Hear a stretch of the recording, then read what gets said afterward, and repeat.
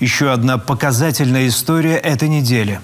Жительница Коми заказала в интернете обувь, а получила шапку с опилками. Жертва аферистов поспешила в полицию. По делу начали проверку. Историю рассказала газета «Заря». О чем еще писали районки, знает Виктория Денисова.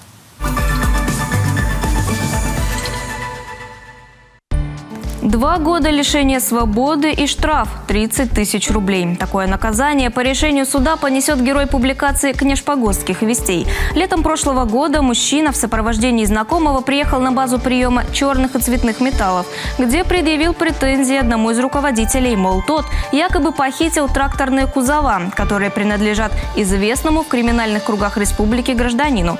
Владелец базы возразил, сказал, что ничего не знает, но в ответ получил удар по лицу, а потом и требование – выплате компенсацию за украденное – 100 тысяч рублей. Потерпевший поспешил в правоохранительные органы, предъявил записи разговоров со злоумышленником. Того и осудили. Сами изменили русло реки. Житель села Йортом Ударского района поделился воспоминаниями 40-летней давности. Тогда берег, примыкающий к населенному пункту, при весеннем половодье разрушался на 30-40 метров. В 80-х возникла реальная опасность. Берег размыт. Вода может хлынуть на центральные улицы. Нужно менять русло реки, а денег у сельсовета нет. Местные договорились с Ударским леспромхозом. Те предоставили трактор и сами вырыли траншею.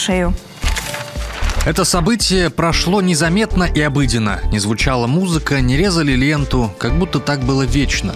За проявленную инициативу и самодеятельность никого не отметили. Спасибо и на том, что никого не наказали. Все же эта работа показала возможности местных жителей, как много всего они могут делать бескорыстно, по велению сердца. Продукты первой необходимости, сладости, игрушки и даже одежда. Всевозможными вещами наполнили корзинки доброты. Волонтеры установили их в магазинах «Кайгородка», передает «Новая жизнь». Любой желающий может положить в нее те или иные товары. После содержимое передают нуждающимся. Тем временем в поселке Подъёль, что в Троицко-Печорском районе, местным помогает потомственный волонтер.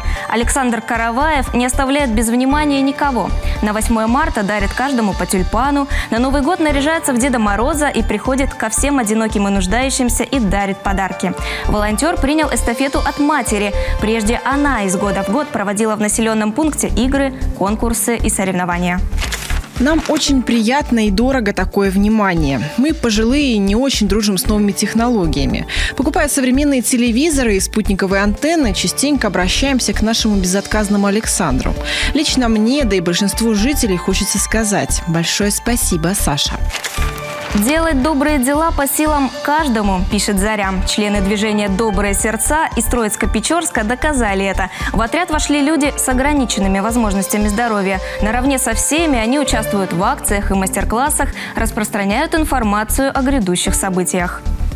Функциональность, оригинальность, качество и обустройство. По таким критериям в Сыктывдине оценивали кормушки для птиц. В конкурсе столовых для пернатых поучаствовали 17 образовательных учреждений из района из Сыктывкара, пишет «Наша жизнь». На суд жюри представили 84 кормушки. Лучшие признали поделку жителей Пажги.